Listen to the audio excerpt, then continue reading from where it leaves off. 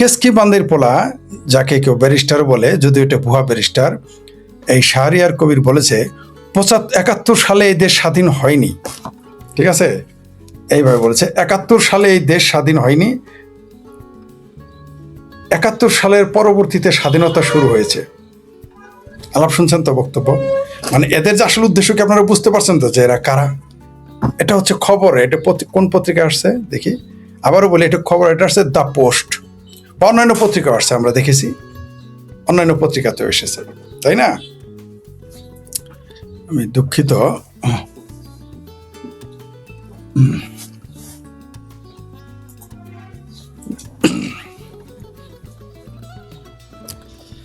দুঃখিত, যে একটু সমস্যা, বললাম তো আমি টেকনিক্যাল কাজে দুর্বল, তাই আপনারা বুঝতে পারছেন যে এরকম হচ্ছে। হ্যাঁ,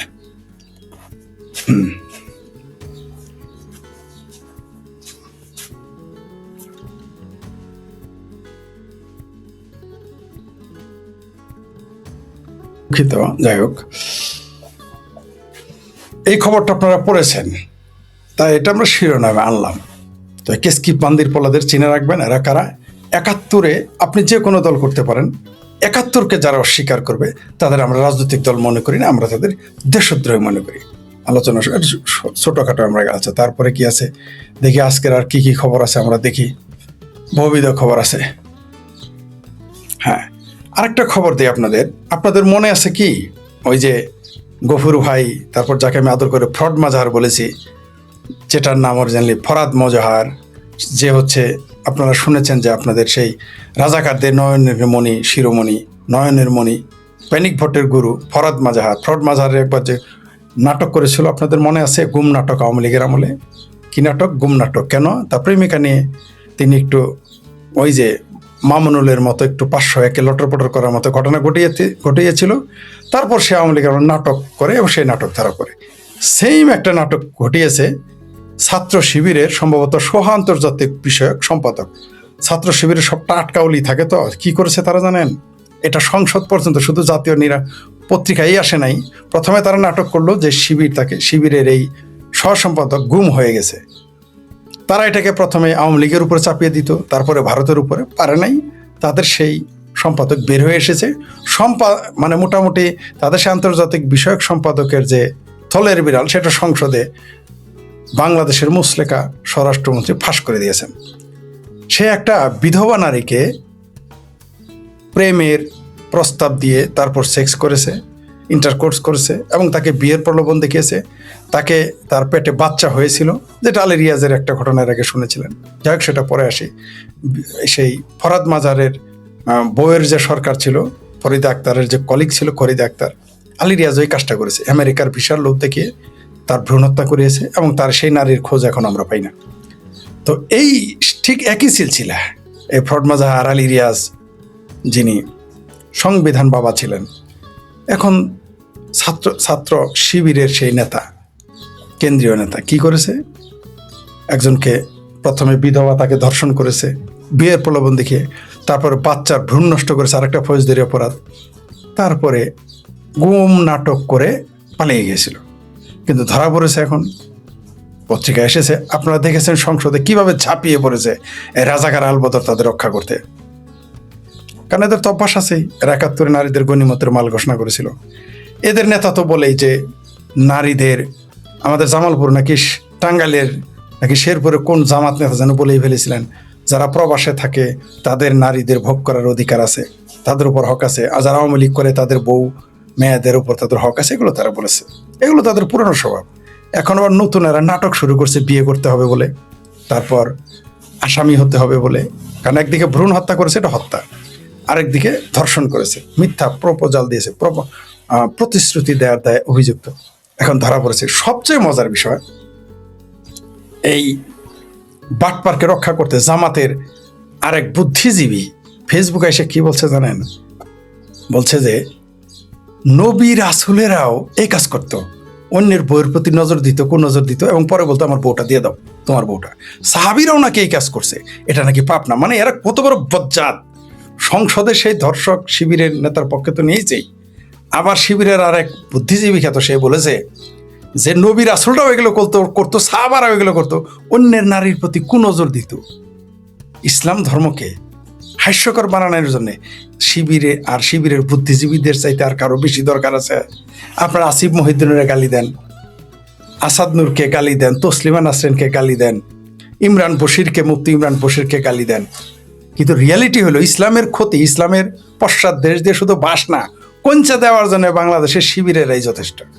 তারা কি বলেছে একটু শোনাই, কারণ কোট আন্ড কোট পরে শুনুন। এই দেখেন কি বলেছে, এই যে দেখেন, আপনারা দেখলে যে এই যে বাটপাখিতে, চিনতে পারছেন না? কি বলেছে শুনেন।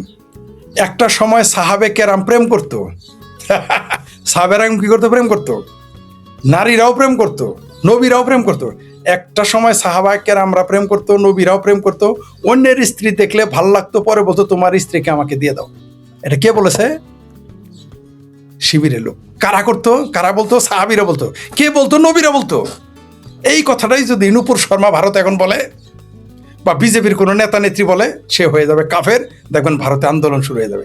আর বাংলাদেশে এটা যদি আমি বলতাম, এটা কিন্তু আমরা জানি, কিন্তু এটা যদি আমরা বলতাম, আমার আত্মীয় স্বজন আগে আমারে বলতো যে তুমি দূর হও, পারলে জবাই করে বিষ মারতো, নাহলে বিষ খায় মারতো। আর সমাজ, রাষ্ট্র এবং মোল্লা তৌহিদি জনতা তো মিছিলের অভাব হইতো না। কে বলে সেটাকে দেখছেন তো? এই যে শিবিরের, জামাতের যে বুদ্ধিজীবী হয়ে গেছে না, এর আগে সে কি বলেছিল জানেন? যে জামাত শিবির থেকে ইমাম মাহাদি আসবে, বলছিল এই লোক, অন্য কোনো দল থেকে আসবে না। আবার শুনেন সে কি বলেছে, চিনছেন? চেহারা দেখে বত্তাকে তো চিনে ফেলছেন। এখন তো তৌহিদি জনতার অনুভূতি জাগে না। এই যে বালাজারে নাকি খালাজারি নাকি সালাজারি যখন বলে নবীর সিক্স প্যাক ছিল, নবী কাউবয় ছিল, 3 বার তালাক খাওয়া ইনটেক ছিল না বলে ইসলামের অনুসারীদের উম্মুল মোমেনিন খাদিজা, তাকে নিয়ে গেলে বলে তখন ইসলাম খতমে যায় না। এরা যখন বলে নবী প্রেম করতো, অন্যের বউরে খুঁজতো, অন্যের বউরে বলতো আমারে দিয়ে দাও। সাহাবারাও প্রেম করতো, অন্যের বউরে বলতো আমারে দিয়ে দাও। কোন সাহাবা? যে সাহাবাকে আল্লাহ বলেছে তাদের একজনকে যদি তুমি আদর্শ হিসেবে নাও, তুমি চালায় ভেস্তে চলে যাবা। সেই সাহাবার নাকি প্রেম করতো আরেকজনের বউয়ের জন্য। তাহলে কি এই জন্যই এত বোরকা মোরকা লাগানো? অন্যের বউ, চিন্তা, অন্যের কন্যা না, বোন না, খালা না, ভাগ্নি না, অন্যের বউ দেখলেও বলতো যে বউটা। তাহলে চরিত্রটা সাহাবাদের কিরকম ছিল এখন তো বুঝতে পারছেন। এই যে সাহাবা এবং নবীদের যে চরিত্র খারাপ ছিল, এটাকে আমি বলেছি না। কে বলেছে? এই যে শিবিরের ভদ্রলোক, শিবিরের বুদ্ধিজীবী বলেছে। আমি জানি এই কথা বলার পর আমার গালাগালি শুরু করবো, আমার এই গালি দিবে, বাইরে কিছু বলবে না, বুঝতে পারছেন? যাই হোক, তারপরে এবার আসি, দেখি আরো কি কি খবর আছে আমাদের দেশে, একটু দেখি। আরো মজার বিষয়, শিবিরের আরেক বিরাট বুদ্ধিজীবী মির্জা গালিব নাকি কি, ভিরজা গালিব নাকি কি যেন, গালিব নাকি পালিব, ওই খালেদ মহিউদ্দিনের গিয়ে বলছে, খালেদ মহিউদ্দিনের ঠিকানায় বলছে যে ইরান যুদ্ধে বিবৃতিতে আমেরিকার নাম উল্লেখ করে নাই। কে? জামাত। এই প্রশ্ন করলেই তখন চেলাইয়া এদিকে গেছে ওইদিকে গেছে। দেশি খবর বলতেছি, বিদেশি খবর পরে আসতেছে। আপনাদের জন্য অনেক সুন্দর সুন্দর জিনিস অপেক্ষা করতেছে। আমেরিকার নাম উল্লেখ করতে ভয় পেয়ে গেছে। বুঝতে পারছেন? এই হলো জামাত। আমেরিকা তার ভাসুরের নাম নিতে ভয় পায়। ইরানে যে হামলা করেছে আমেরিকা, ইসরায়েলের কোন আমেরিকার নাম নেয় না। কারণ কি? কারণ আমেরিকার আব্বাই তো তাকে ক্ষমতায় বসিয়েছে। এখন বলবেন সে তো বিরোধী দলে ক্ষমতায় বসেছে। জি না, বাংলাদেশে কোনো বিরোধী দল নাই, বাংলাদেশে কোনো স্বতন্ত্র এমপি নাই, বা কোনো দল, সবই সরকারি বিরোধী দল, আর সবই সরকারি দল। এরা সবাই তারাই মামুরা আর খালুরা, ঠিক আছে? মামু, খালু, চাচা, জাটারাই, এরা নিজেরাই। বাংলাদেশ পৃথিবীর একমাত্র দেশ যেখানে কোনো বেসরকারি দল নাই, স্বতন্ত্র নেই, সব তারাই। কি বলেছে? এখানে আমেরিকার নাম নিতে ভয় পেয়ে গেছে। ঠিক যেমন উইঘুর মুসলমানদের অত্যাচার করলে তাদের নাম নিতে ভয় পায়, চায়নার নাম নিতে ভয় পায়, তেমনি এখন আমেরিকা ইরানে হামলা করছে, নামটা নিতে ভয় পাইছে। খালেদ মহিউদ্দিনের ঠিকানায় যখন তাকে ছাই দিয়ে ধরছে, সে তখন গোসই মাছের মতো চেলায় এরকম বাড়ায় যাওয়াইতেছে। কিন্তু পাবলিক তো জামাতের এই ভণ্ডামি বুঝে। আমি বারবার উদাহরণ দিই, সিংকুবামদের আব্বা কি আব্বা? ডক্টর সিরাজুল ইসলাম চৌধুরী, এমিরেটাস অধ্যাপক, তিনি বলেছিলেন মৌলবাদ আর সাম্রাজ্যবাদ পরস্পরের বন্ধু। মিল পেয়েছেন তো? এই জামাত এখন তার আব্বা আমেরিকার নাম নিতে ভয় পায়। কেন নিবে? কারণ 71-এ তো আমেরিকা তার পক্ষে ছিল, তার পেয়ারা পাকিস্তানের পক্ষে তো যাবে না। তাহলে জামাতের যে ইসলাম প্রেম, এটা যে একটা ভণ্ডামি, আর কত আপনাদের বোঝাবো। জি, আবার আসে এইবার দেখি আর কি কি আছে আজকে। আপনাদের মনে আছে তো এই শিবিরের নেতা কি বল, শিবিরের বুদ্ধিজীবী কি বলছে জামাতের, একটা সময় সাহাবে কেরাম প্রেম করতো, নবীরাও প্রেম করতো, অন্যের স্ত্রী দেখলে ভাল লাগতো, পরে বলতো তোমার স্ত্রীকে দিয়ে দাও, আমাকে দিয়ে দাও। আচ্ছা এখন যদি কেউ কাউকে বলে তোমার স্ত্রী ভালো লাগছে আমার দিয়ে দাও, তারে মানুষ কত নম্বর ইতর মনে করবে, কত নম্বর অসভ্য লম্পট মনে করবে। তাহলে সাহাবী আর নবীদের কিরকম লম্পট বানায় ছাড়লো, আমি বলার জন্য জানি গালি দিবে। জি, তারপরে আরো দেখি। হ্যাঁ, তারপরে আবার সেই শিবিরের নেতা আবার কি বলেছিল জানেন, বলেছিল আমি শয়তানের ধোকায় পড়েছিলাম, এরা শয়তানের ধোকায় পড়ে ভ্রূণ হত্যা করায়, এরা শয়তানের ধোকায় পড়ে ধর্ষণ করে, এরা শয়তানের ধোকায় পড়ে বিয়ের প্রলোভন দেয়, এরা শয়তানের ধোকায় পড়ে বাচ্চা বলাৎকার করে, তালেব ইলম বলাৎকার করে, এরা সব শয়তানের ধোকায় পড়ে। যখন ধরা পড়ে তখন শয়তানের ধোকা। আর এই দেশের মানুষগুলো কত বড় স্টুপিড, এটাও আর তখন মেনে নেয়। ঠিক আছে, শয়তানের ধোকা, আকাম করলে সব শয়তানের ধোকা। ঠিক আছে, শয়তানের ধোকায় পড়ে তো লস করো না তুমি। তারপরে দেখি আর কি কি আছে। আপনারা একটা খবর শুনেছেন আজকে দেশে, খুলনায় ফজর নামাজের সময় অস্ত্র নিয়ে মসজিদে ঢুকে মুসল্লিদের গুলি। আলহামদুলিল্লাহ বলবেন না, নাকি সুবহানাল্লাহ বলবেন, নাকি ইন্নালিল্লাহ বলবেন? এই যে আমি আপনাদের বলেছি যে বাংলাদেশটা ধীরে ধীরে পাকিস্তান আফগানিস্তান হয়ে যাবে, মিল পেয়েছেন তো? আপনারা কেউ কোনোদিন কল্পনা করেছেন যে মসজিদে গিয়ে ফজর নামাজের সময় গুলি করবে? সেই জন্যই বলি, নগরে আগুন লাগলে দেবালয় রক্ষা পাবে না। আপনি মসজিদকে রক্ষা করতে চাইতেছেন, সেই মসজিদে গুলি। আজকে যদি এটা ভারত হইতো, হাইরে চেঁচামেচি হইতো। মন্দির ভাঙেন, প্রতিমা ভাঙেন, এখন দেখছেন নিজের উপরেই আপনার বিলাই আপনার এই খামসাবে, এটাই স্বাভাবিক। আপনারা বছরের পর বছর মন্দির ভাঙবেন আর প্রতিমা ভাঙবেন, মূর্তি ভাঙবেন, এখন আপনাদের বিলাই আপনাদের উপরে। এই বাংলাদেশ বলেছি তো পাকিস্তানের মতো, আশেপাশে বালুর ট্যাঙ্কার বসায় বস্তার দিয়ে ব্যাংকার বানায় সেটা পাহারা দিতে হবে পাকিস্তানের মতো। ইসলাম এরকমই হয়ে থাকে, মানে বাংলাদেশের পাকিস্তান ইসলামের কথা বলি নাই।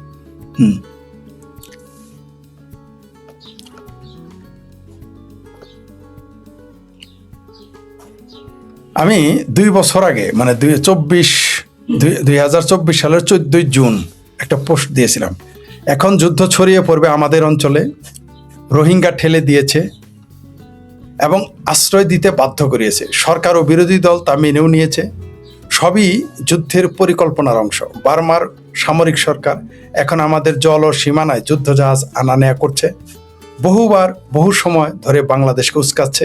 উস্কানিতে কাজ না হয় এখন মনে হয় পায়ে পাড়া দিয়ে ঝগড়া বাঁধাবে বার্মা। কলকাঠি কয়েক জায়গা থেকে নাড়ানো হয়েছে, নইলে বার্মা এত সাহস পেত না। বাংলাদেশ যুদ্ধ না চাইলেও বার্মা বোধ হয় আমাদের যুদ্ধ না করিয়ে ছাড়বে না। সেন্ট মার্টিন নিয়ে যে একটা ষড়যন্ত্র হচ্ছে তা এখন পরিষ্কার। কত সালে বলেছিলাম? 2024 সালের 14 জুন, মানে এই সরকার, আওয়ামী লীগ সরকার উচ্ছেদের আগেই। জি জি। তারপরে দেখি,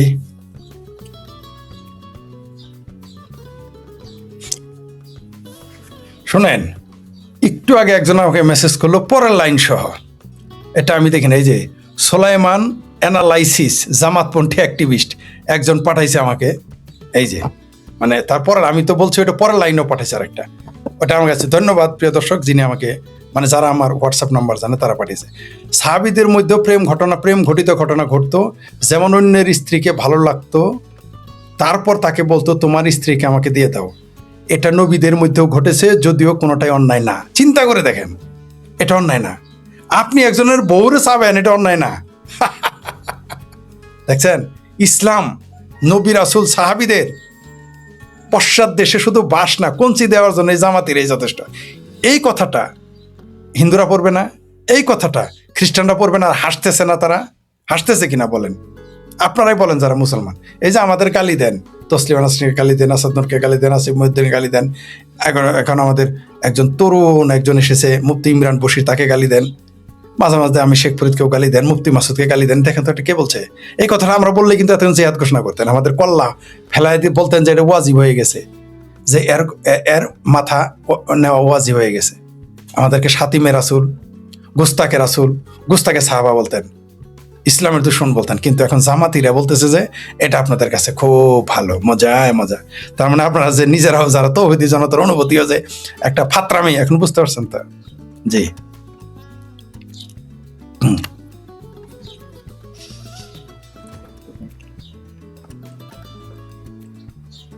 একটা খবর দেই, ভারতে এই পশ্চিমবঙ্গে একটা বিদেশের একটু খবর নিয়ে আসি।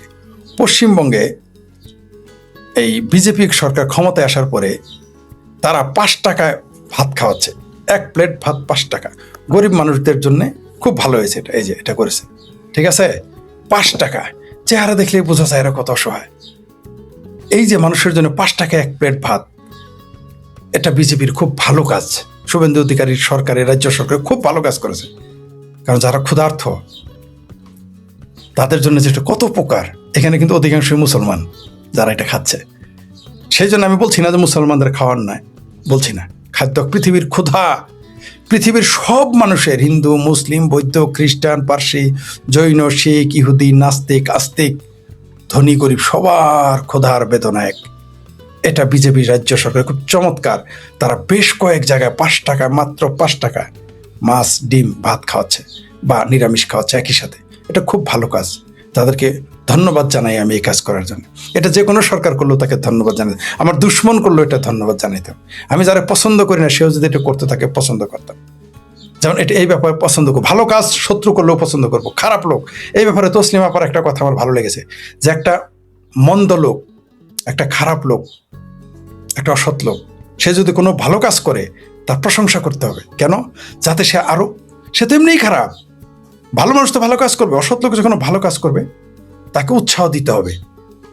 এটা আমার খুব ভালো লাগছে তসলিম আপার এই কথা। এটা আমার ব্যক্তিগত কথা হয়েছে, পোস্ট দিয়েছেন কিনা আমি জানি না। এটা তিনি যারা ভালো কাজ করে, অসৎ হলেও তার পক্ষে তিনি ওই প্রশংসা করেন আমার সাথে। এটা ব্যক্তিগত কথাই তিনি, এটা আমি পছন্দ করি। তাই আমি বললাম, আপনি বিজেপি সরকার পছন্দ করেন না করেন, তৃণমূল সরকার পছন্দ না করেন, যে কোনো সরকার পছন্দ করেন বা না করেন, কেউ যদি মানুষকে, দরিদ্র মানুষকে এভাবে খাওয়ায়, চিকিৎসা করায় বিনা টাকায়, আপনাকে সেটা সাপোর্ট করা উচিত। আমি তা করি। ধন্যবাদ। জি, এটা পশ্চিমবঙ্গের গেল। আরেকটা, আপনারা ইদানিং আমাদের দেশের একটা খবর, যে নেত্রকোনার 1 আসনের ইসলামী আন্দোলনের সাবেক এমপি প্রার্থী মাওলানা সোহাগ বাংলাদেশ আওয়ামী লীগে যোগ দিয়েছেন। দুধে নাকি গোসল করেছেন, এরকম শুনেছি। কি বুঝলেন? আমি জানি না এটা তাদের আলতাকিয়া কিনা, ভণ্ডামি কিনা, কিন্তু তিনি তো ঘোষণা তো দিয়েছেন যে তিনি এখন আওয়ামী লীগকে পছন্দ করেন, আওয়ামী লীগকে ভোট দেবেন। শুধু তাই না, আজকে এক রিক্সাওয়ালা নাকি কাকে যেন বলতে শুনলাম যে যদি আল্লাহ শেখ হাসিনাকে নিয়ে আসে তিনি 1000 টাকা মসজিদে দান করবেন। শুনেছেন তো আপনারা? 1000 টাকা একটা রিক্সাওয়ালা যখন বলে আমি 1000 টাকা, মানে তার ওইটা সাধ্যের বাইরে। যেমন আমি যদি এখন বলি 1 কোটি টাকা দিব, এটা আমার সাধ্যের বাইরে। ওর জন্য 1000 টাকা অনেক কষ্ট, বা আমার জন্য 1 লাখ টাকা দিব, এটা আমার জন্য অনেক কষ্টের বেদনা। এত টাকা ওর কাছে 1000 টাকা এরকম। তাই বলছে আমি 1000 টাকা দান করবো। একজন রিক্সাওয়ালা বলছে, কেন? যে শেখ হাসিনা যদি বাংলাদেশে আসে, উনি বলছে আল্লাহ যদি শেখ হাসিনার আনে তাহলে 1000 টাকা দান করবে। বুঝতে পারছেন তো? আপনাদের বলছি না যে সারা বাংলাদেশে শেখ হাসিনাকে, আওয়ামী লীগকে কেন মানুষ চায় জানেন? অর্থনৈতিক কারণে। আইন শৃঙ্খলার অবনতি হয়ে গেছে, সেই জন্য শেখ হাসিনাকে চায়। এই দেশে অর্থনীতি ধ্বংস হয়ে গেছে, মানুষের পেটে ভাত নাই, তাই বলতেছে। শেখ হাসিনার জন্য দোয়া করতেছে এখন। আশা করি আমার বক্তব্য আপনারা শুনতে পাচ্ছেন স্পষ্ট। যদি না শুনতে পারেন দয়া করে মেসেজ দিবেন, শুনতে না পারলে। আবার বলছি, আমরা আগামী অক্টোবর মাসের 1 তারিখ থেকে প্রফেশনালি আমরা আসব। আমরা দেশ বিদেশের খবর এবং আলোচনা সমালোচনা এই শিরোনামেই রাখবো। আজকে এটা প্রথম পর্ব। এখন আমরা প্রফেশনাল হিসেবে আসিনি, 1 তারিখ থেকে প্রফেশনাল মোডে আমরা এগুলো রিহার্সেল করতেছি। আশা করি আপনাদের যদি কারো কোনো পরামর্শ থাকে আমাদের জানাবেন, যে কোনো প্রসঙ্গ আপনাদের পরামর্শ গ্রহণযোগ্য।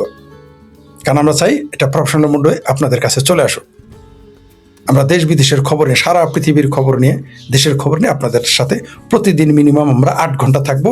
1 অক্টোবর থেকে এই কয়েক মাস আমরা রিহার্সেল করবো। ধন্যবাদ সকলকে, যারা আমাদের পৃষ্ঠপোষকতা করতেছেন এবং করবেন তাদের সকলকে ধন্যবাদ, অগ্রিম ধন্যবাদ। জি, তারপরে দেখি,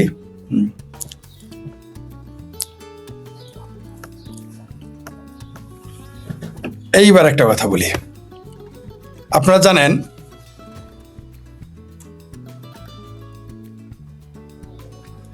জানেন যে একটা খবর বেরিয়েছে, থাইল্যান্ডে 2 জন মুসলমানকে জেল দিয়েছে।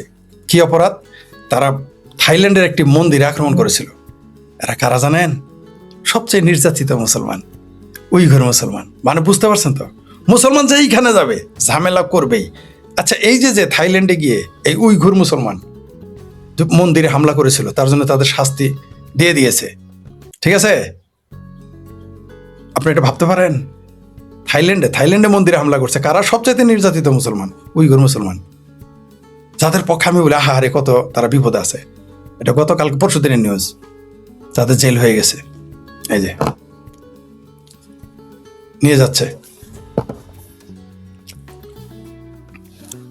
মানে মুসলমান যেখানে যাবে ঝামেলা বাঁধাবেই, এরা ইসলামকে কলঙ্কিত করবে, এরা মুসলমানকে কলঙ্কিত করবে, এরা নিজের সম্প্রদায়কে কলঙ্কিত করবে, দেশকে কলঙ্কিত করবেই।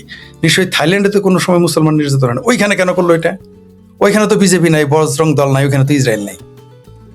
আরো মজার বিষয়, এই থাইল্যান্ড আর কম্বোডিয়া কিন্তু শিব মন্দির নিয়ে ফাইট হয়েছে। অদ্ভুত ব্যাপার না? থাইল্যান্ডে যুদ্ধ হয়েছে মন্দিরের মালিকানা নিয়ে। যাই হোক, সেটা অন্য বিষয়। তাহলে মুসলমান, এই যে থাইল্যান্ডের ঘটনা, মানে মুসলমান পৃথিবীর যেখানেই যাক সবচেয়ে ভালো মুসলমান। কয় যে জামালপুরের মধ্যে না সবচেয়ে ফরিদ হলে সবচেয়ে ভালো ছেলে, তাই নাকি? কয় কিন্তু ফরিদ তো গাছের উপরে উঠে আমাদের শরীরে মুইতে দিছে, আমরা যখন রাস্তায় যাই কই তো সবচেয়ে ভালো। মানে জামালপুর জেলার সবচেয়ে ভালো যে ছেলে, সেও কেউ যদি রাস্তাতে যায় গাছের উপর দিয়ে মুইতে দেয়। তো সবচেয়ে নির্যাতিত, নিপীড়িত, অসহায় মুসলমান হলো উইঘুর মুসলমান। সেই মুসলমান উইঘুরও যখন থাইল্যান্ডে আসে, সে গাছে উঠে মুতে। মানে ভালো মুসলমানের এই হাল হইলে খারাপ মুসলমান পৃথিবীর জন্য কত বিপজ্জনক এখন আপনারা বুঝে নেন। এর জন্য দায়ী কে? খোদ মুসলমান। নবী রাসূলকে চরিত্রহীনকে প্রমাণ করলো বাংলাদেশের মুসলমান। ইসলামকে কলঙ্কিত করলো কে? মুসলমানকে কাঠগড়ায় দাঁড় করালো কে? উইঘুর মুসলমান। মুসলমান নিজেরাই, জি। তারপরও গালি দিবে আমাদের।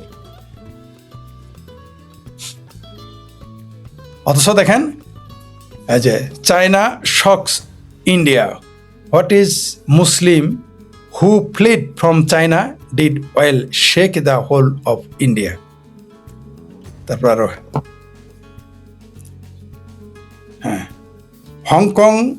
Hong Kong free press HKPF news করেছে। হংকং ফ্রি প্রেস HKFP লিখেছে, 2 Chinese Uighur men were sentenced to death, এদের মৃত্যুদণ্ড দিয়েছে Thursday for carrying out 2015 attack on Bangkok shrine that kill 20 people. চিন্তা করে দেখেন, আমি তো একটু ভিতরে দেখি না, আমি তো ইন্ডিয়ার নিউজ পড়তেছি। হংকং কি বলছে দেখেন, যে 20 জনকে হত্যা করে ফেলেছে। A long awaited verdict in Thailand's deadliest bombing case. এটা কে করেছে দেখেন? সবচেয়ে নিরীহ 2 জন উইঘুর মুসলমান, সবচেয়ে নির্যাতিত। এটা আমি বারবার বলি, আমার চেয়ে কেউ বেশি উইঘুর মুসলমানের পক্ষে বলে না। দেখেন কি বজ্জাতিটা করেছে। এটা ভাই ইন্ডিয়ান নিউজ না, আগে পড়েছি ইন্ডিয়ান নিউজ, পরে এটা হংকংয়ের নিউজ। এটা তো মিথ্যা হবে না, এবং সেটা ভেরিফাইড, সেটা হচ্ছে ভেরিফাইড। এই যে হংকং, ঠিক আছে, এটা হচ্ছে HKFP। দেখতে পাচ্ছেন, মুসলমান, সবচেয়ে নিরীহ মুসলমান কি কাজটা করে মুসলমান। এদের মগজটা এই জন্যই সম্ভবত চাইনিজরা বলেছে, অফিসিয়াল গভর্নমেন্ট বলেছে যে ইসলাম ইজ এ মেন্টাল ইলনেস। তাহলে এই নির্যাতিত উইঘুর মুসলমান থাইল্যান্ডে গিয়ে 20 জন মানুষ কেন মেরে ফেলবে মন্দির অ্যাটাক করে? এটা ভাবতে পারেন? মানুষ মেরে ফেলে, কল্পনা করতে পারেন? এটা নিয়ে কোনো মুসলমানের বিবৃতি নেই, এটা কোনো নিন্দা পর্যন্ত জানে না। এই ঘটনা জানেই না মানুষ। যেমন ওই যে পাকিস্তান যখন কোনো হত্যা চালায়, যেমন ব্ল্যাক সেপ্টেম্বরে 25,000 মুসলমান ফিলিস্তিনি মেরে ফেলছে পাকিস্তান, এটা মুসলমানরাও জানে না। যাই হোক, ওটা অন্য প্রসঙ্গ আবার গেল। তারপরে কি আছে দেখি। আচ্ছা, একটা নিউজ আসছে, সেটা হলো যে যমুনা টিভিতে, যে মৌলভীবাজারের বড়লেখা সীমান্তে বিজিবির গুলিতে ভারতীয় চোরা কারবারি আহত। এখন ভারতীয় চোরা কারবারি হয়ে গেছে, আর বাংলাদেশের যখন মারে তখন ওটা চোরা কারবারি হয় না। ওটা কি হয়? খুব মজার না? যাই হোক, অন্তত চোরা কারবারি ভারতীয়টাও লেগেছে। এখন থেকে আমি বাংলাদেশের প্রতি দয়া করে, এই যে বাংলাদেশে যারা মারা যায়, আহত হয়, তাদের লিখেন যে এরা চোরা কারবারি। দয়া করে এই কথাটা লিখেন। এতে লিখলে ইজ্জত কমবে না, বরং বাড়বে যে আপনি সত্য কথা বলেছেন। কারণ আপনি যখন অসুখ ধরবেন তখন ওষুধ দেওয়া যাবে, অসুখ না ধরলে ওষুধ দেওয়া যাবে না। ত্রিপুরার সীমান্তে একটা মুসলমান চোরা কারবারি গায়েব, আজকে এরই নাকি খবর। যাই হোক,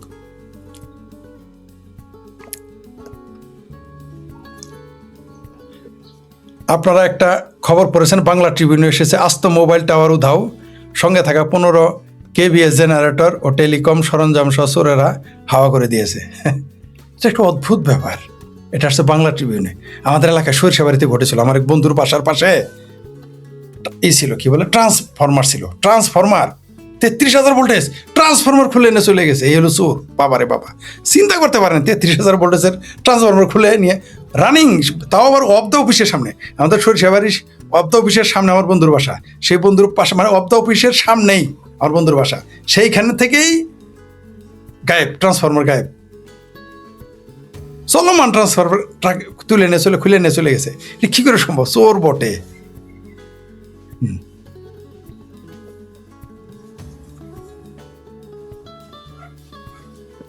তারপর দেখি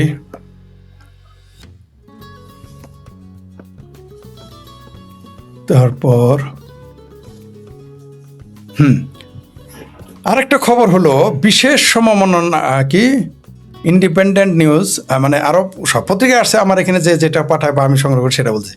ইন্ডিপেন্ডেন্ট লিখেছে বিশেষ সম্মাননা পাচ্ছেন প্রয়াত কারিনা কাইসার। আমিও কিন্তু মৃত বলি না, আমিও প্রয়াত বলি। বললে দেখি আমার গালাগালি করে মানুষ। হ্যাঁ প্রয়াত বলছো কে? ইন্দ্রানীলা বলো, মরহুম বলো। এর পত্রিকা কিন্তু প্রয়াত লেখছে। যাই হোক, এই কারিনা কাইসারকে বিশেষ সম্মাননা কেন দেওয়া হবে? ও তো দূরে কথা, ওর বাপের কোনো অবদান আছে বাংলাদেশের জন্য ফুটবল খেলা ছাড়া? ওর বাপের যদি ফুটবল খেলার জন্য কোনো, আমি তারা পছন্দ করি না, জঘন্য একটা মানুষ কাইসার আমি, কিন্তু তারা যদি ফুটবলের জন্য সম্মাননা দেয়, তাকে পুরস্কৃত আমি ওয়েলকাম জানাবো। কারণ তার সে তার দাদিকে যদি দাবার ব্যাপারে সম্মাননা দেয় আমি ওয়েলকাম জানাবো। কিন্তু কারিনার জন্য কেন দিল? ওই জুলাই সন্ত্রাস করার জন্যে? এটা সেই কারিনা যার বাবা তার কবরে পাকিস্তানের পতাকা দিয়ে ঢেকে রেখেছে। কল্পনা করতে পারেন কত অসভ্য, কত ইতর। এটা কি করে সম্ভব যে একজন বাংলাদেশি তার কবরে পাকিস্তানি পতাকা? এর চেয়ে লজ্জার কি থাকতে পারে? আপনারাই বলেন। তাহলে তার বাপের হৃদয়ে কি, যার মেয়ের কবরের উপরে পাকিস্তানি পতাকা দেয়, তাহলে সেই মেয়েটা কি? আর যারা এখন সম্মাননা দিচ্ছেন কেন, এখন তো পরিষ্কার, তার মানে এরা সবাই পেয়ারা পাকিস্তানি। যাই হোক, গেল। তারপরে আচ্ছা, আপনারা একটা নিউজ জানেন যে এটা আবার ওই যে জামাতে একটা পেজ আছে না, ফেজ দ্য পিপলও আসছে, যে গাইবান্ধার শিব মন্দির ঘুরিয়ে দেওয়ার দাবি বাইতুল মুকাররমের মুসল্লিদের। আচ্ছা, আপনি শিব মন্দির কেন ঘুরিয়ে দেবেন? এ অধিকার আপনাকে কে দিল? এটা তো সরাসরি ফৌজদারি অপরাধ। তাদের গ্রেপ্তার কোনো শব্দে সেটা বলা যাবে? আচ্ছা, এখন যদি এই কথাটাই ভারতের মুসলমান বলে, ভারতের হিন্দুরা বলে যে দেওবন্দ মাদ্রাসা ঘুরিয়ে দাও, এরা তো সিকরা সিকরি করবে। এরা যদি বলে দিল্লির জামা মসজিদ ঘুরাই দাও, এরাই সিকরা সিকরি করবে। মানে এদের চিন্তা চেতনাটা তো দেখতেছেন তো। মানে এখানে আপনি বাংলাদেশের নাগরিক যারা সনাতনী, তাদের শিব মন্দির আপনি ঘুরিয়ে দেবেন কোন আইনে? এদের বিরুদ্ধে কেন অ্যাকশন হলো না?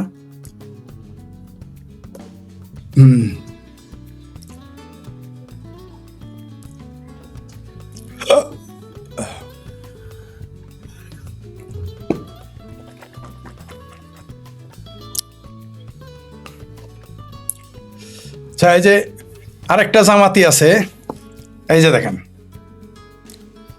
দেখেন সে বলতেছে যে এটা দৈনিক আমাদের দিন, ইনসাফ কায়েমকারী ছাত্র শ্রমিক, দৈনিক আমাদের দিনে আসছে এই নিউজটা, আর অন্যান্য পত্রিকা আসছে। ইনসাফ কায়েমকারী ছাত্র শ্রমিক জনতা ইনসাফ কায়েমকারী সংগঠনের দাবি সকল ইহুদি ও ভারতীয় পণ্য সরকারিভাবে বর্জন করতে হবে। এই গণ্ডমূর্খ বলা যাবে না, আসলে গণ্ডমূর্খ বলতে হবে। গোমূর্খ বলতে আমি রেজি না, কারণ গরু মূর্খ না। এরা হইলো গণ্ডমূর্খ। মৌলবীদের দেখছেন তো চিন্তা, যে ইহুদি ও ভারতীয় পণ্য সরকারিভাবে বর্জন করতে হবে। তুই কর না বর্জন। আচ্ছা, তুই আগে শুরু কর নিজেরাই। যারা এগুলো বলে তারা নিজেরা আগে, আচ্ছা আমি তো কিনি না, আমি তো পাকিস্তানি, আমাকে তো কেউ বলে নাই তুমি পাকিস্তানি পণ্য কিনো না। আমার পাকিস্তানি পণ্য যদি মাগ নাও দেয়, একটা না দুইটা না 100 আমি নেই না। টাকা দেয় কিনা তো দূরের কথা, আমি তো নেই না। আমি কি বলেছি তুমি ভারতীয় পণ্য কিনো না, তুমি ইসরায়েলি পণ্য কিনো না? ফেসবুকে আইসা যদি বলো, ফেসবুকে পোস্ট দিয়ে যদি বলে ইহুদি পণ্য বর্জন করতে, ফেসবুকে তো ইহুদি পণ্য। যে ইমেল গুগল ব্যবহার করে সেটা কোন পণ্য? ওষুধ ইসরায়েলি পণ্য, বাদ দাও, পরিত্যাগ করো। তোমার তো ওষুধ দরকার নাই, তোমাদের তো ফতোয়া আছে, ফু দিবা, আইতুল কুরসি পরে পানি খাও, না করছে কে? তুমি বর্জন করো, সরকারিভাবে বর্জন করতে বলো, তুমি নিজে আগে বর্জন। তোমার কাপড়ের কেমিক্যালটা কই থেকে আসছে? ভারতের পেঁয়াজ খাও না, দেখি ভারতের পেঁয়াজ ছাড়া বাংলাদেশ চলে কিনা। ইহুদি পণ্য বর্জন করো না, দেখি চলতে পারো কিনা। ইহুদি পণ্য বর্জন করলে আর ভারতীয় পণ্য বর্জন করলে বাংলাদেশের মানুষ পেটে ভাত যাবে, কারো পেটেই তো ভাত যাবে না। এই দেশে মানুষ টিকাই তো নিয়ে রাখছে, ইন্ডিয়ান টিকা। এগুলো মনে আছে, ইন্ডিয়ান টিকা যে নিছে করোনার সময়।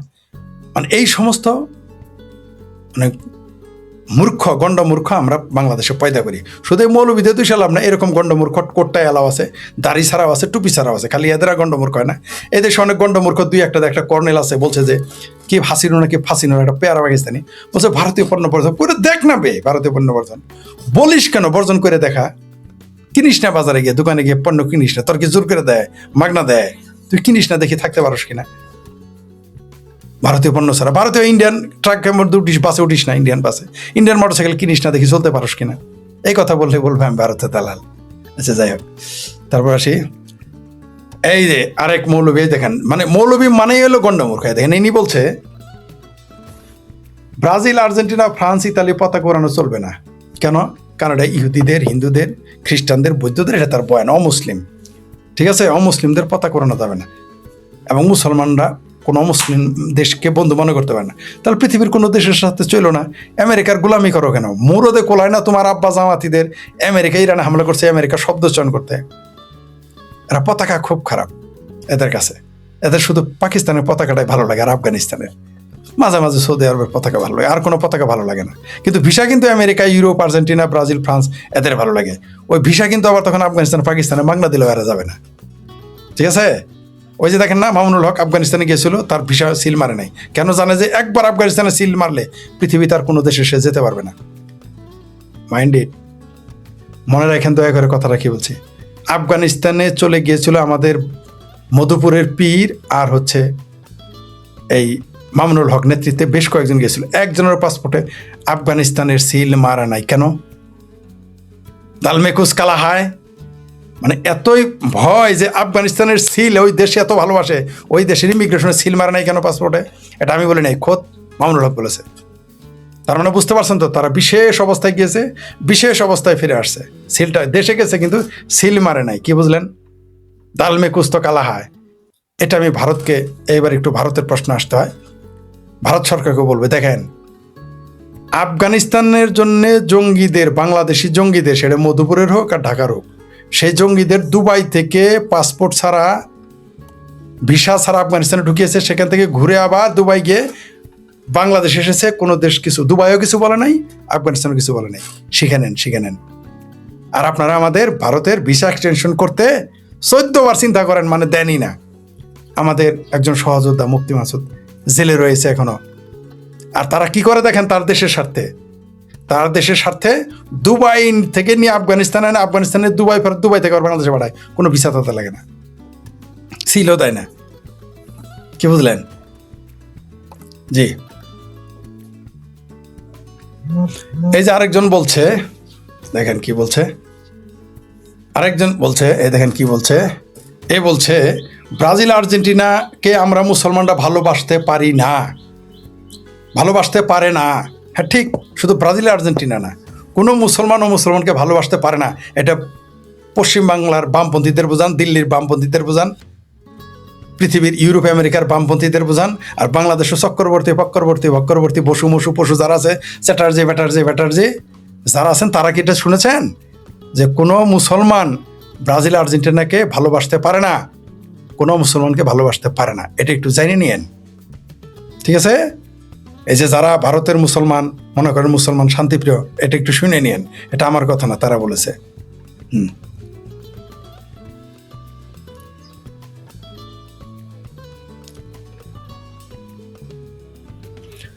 এই যে গণরিয়া অধিকার পরিষদ আমাদের বাংলাদেশ, এটা গণরিয়া অধিকার পরিষদের চেহারা দেখেন, মানে জামাতের বি টিম বলি না, দেখেন চেহারা দেখেন, এটা দেখে বোঝা যায় কোন রাজনৈতিক দল তো দেখা যায় জামাতের টিম। কি বলছে জানেন? মিস্টার নরেন্দ্র মোদী, বাঘের লেজ দিয়ে কান চুলকাবার চেষ্টা করবা না। গণ অধিকার পরিষদ, তারা ভারত দখল করে নিবে। এই গণরিয়া পরিষদ বলছে তারা ভারতকে দখল করে নিবে। আরেকটা খবর হইল, এই হলো বাংলাদেশের মানুষ। আবার মামুনুল হক কি বলেছে? আপনাদের মনে আছে তো চিটাগাং গিয়ে কি বলেছে মামুনুল হক? মামুনুল হক, আচ্ছা এটা দেখি পাওয়া যায় কিনা খুঁজে। আচ্ছা এটা পরে আসতেছি মামুনুল হক নিয়ে। এই যে দেখেন আরেক মৌলবী, এই যে আরেক হেফাজতি মৌলবী, এই যে মৌলবী, এই মৌলবী কি কইছে জানেন? এই মৌলবী বলছে এই দেশের স্কুলে মধ্যে নাচ গানের শিক্ষা দিতে দেওয়া হবে না। মানে এরা তো শুধু মাদ্রাসা তো দখল করেছে, মাদ্রাসা তো তাদেরই, সেখানে জাতীয় সঙ্গীত গাইবে না, মুক্তিযুদ্ধের কথা বলবে না, পেয়ারা পাকিস্তানি জজবা সেখানে পয়দা। বলেছি না প্রত্যেকটা মাদ্রাসা একটা করে মিনি পাকিস্তান। এই দেখেন এই দেশে স্কুল কলেজে নাচ গানের শিক্ষা দিতে দেবে না, মানে স্কুলটাকেও মাদ্রাসা বানাবে।